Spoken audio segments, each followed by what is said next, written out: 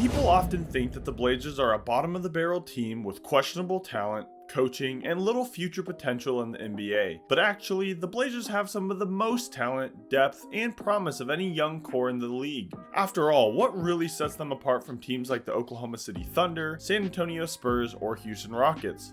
Okay, there's quite a bit that separates them, but maybe not as much as you might think. The teams I previously mentioned have found one thing that the Blazers are still searching for, and that's their star of the future. Oklahoma City, of course, has SGA and Chet Holmgren, the San Antonio Spurs have Victor Wembanyama, and the Rockets have Jalen Green and Alperen Sengun, and what feels like a handful of other young promising players. But who do the Portland Trail Blazers have?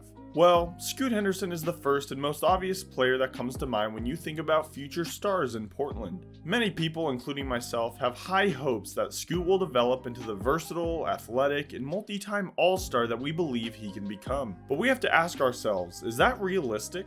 I think so. He showed tremendous strides in the last 20 games of his rookie season, and I believe he's primed and ready to make a huge leap this year. His ability to drive to the basket, create shots for himself and others, he has the defensive potential, and a strong work ethic makes him a candidate to become a number one option for this Blazers team going forward. And who knows, he might reach that level a bit sooner than we all anticipate. What about the rest of the roster though? Well, thanks for asking. Shaedon Sharpe is another player commonly mentioned as having the potential to become a star and lead this franchise to the playoffs. He's one of the most athletic players the NBA has ever seen and possesses a wide skill set and has the potential to mirror players like Paul George or even Vince Carter. Although we didn't see quite as much from Shaedon Sharpe this last year as we would have liked, I believe this third year for him in the league will give us a much clearer picture of his long-term ceiling and his role on the Blazers team. The flashes of brilliance we've seen are promising, and many believe that his ceiling is even higher than that of Scoot Henderson's, but what do you think? With Scoot and Shaedon on the roster, the Blazers already have two players that could potentially lead this team deep into the playoffs or even to the finals. Now, of course, there's a possibility that both these players don't amount to much and end up being little more than role players in the NBA long term, but if they can both elevate their respective skills and reach their potential, then I believe the Blazers may have one of the most dynamic backcourts the NBA has seen in a long time on their hands. So what, the Blazers have two guys who could potentially become stars, but so far haven't really amounted to much. And that would be a reasonable response if that was their only hope for the future. But there's a lot more than that. Donovan Clingan, their recently drafted 7th overall pick and defensive anchor from UConn, also has the skill set and potential to be the piece that brings it all together for the Blazers. He's one of the few players in the NBA capable of competing defensively with guys like Victor Wembanyama and Rudy Gobert, and has the potential to become one of the best rim protectors in the league. I wouldn't be too surprised to see him make an all-defensive team his first year as a rookie and significantly impact the Blazers' long-term future. His shot blocking ability combined with his rebounding and defensive prowess could transform the Blazers' defense a lot sooner than we might think. And we can't talk about the Blazers' young core without talking about guys like Deni Avdija, who the Blazers recently acquired, and is a guy that I believe is one of the most well-rounded jack-of-all-trades players in the whole NBA. Because you have to ask, what can't Deni Avdija do? He can score, he can shoot the ball, he can play defense, make passes, playmake, dribble, and complement just about any group of players that the Blazers could put on the court.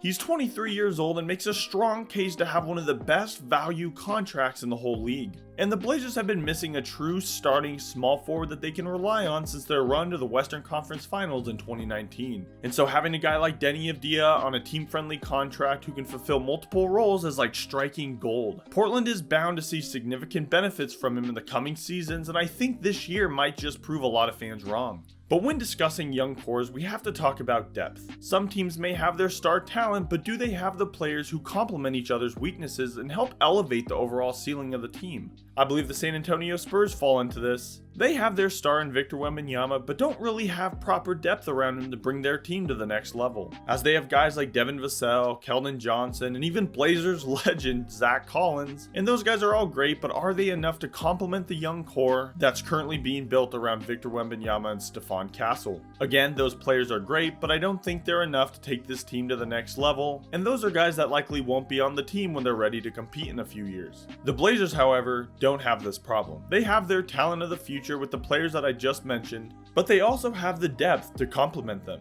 Take a guy like Toumani Camara, who was the steal of the NBA draft last year. He plays defense, he can shoot the ball a bit, and gives 110% every game that he's playing. He doesn't try too hard to be the main guy and understands his role in the league already. Or look at Jabari Walker, who can rebound like nobody's business and understands the value of being a role player in the league. He often mentions that 85% of the league is role players, and so if he can develop into that, then that's all he needs to do to stick in the NBA for a long time. And that's without mentioning guys like Ryan Rupert or Chris Murray, who currently may not look that great but have the potential to become very valuable players in the future. The Blazers have assembled a roster with a mix of promising young talent and valuable depth pieces that I think a lot of the other young cores in the NBA currently lack. Now, I already know there's probably comments talking about Anthony Simons or DeAndre Ayton, but both those players are already 25 years old, and given the recent rumors that the Blazers may want to move off of them sooner rather than later, I don't think they'll be on the team long term. And so I probably wouldn't include them as a part of this team's quote-unquote young core, but let me know what you guys think about Anthony Simons and DeAndre Ayton. Do you guys see them sticking with the Blazers long term, or do you think that they should be moved sooner rather than later for more assets? And there you have it. A team often overlooked as one of the worst in the NBA actually has one of the most underrated and bright young cores in the league. With a combination of high potential stars and solid depth pieces, the Blazers are positioned for a strong future, and I fully expect them to come out strong this year and prove a lot of people wrong. I think their young core in a few years is going to pose a lot of threats to any other team in the league, especially if they get one more lottery pick this year. I don't think there's going to be many other young cores in the league who could rival that of the Portland Trail Blazers. Let me know your thoughts on the video and where you think the Portland Trail Blazers young core ranks amongst other teams. And let me know what kind of video you'd like to see next, and don't forget to subscribe for more Blazers and basketball content. Thanks so much for watching, I appreciate you listening, and until next time, I'll see you later.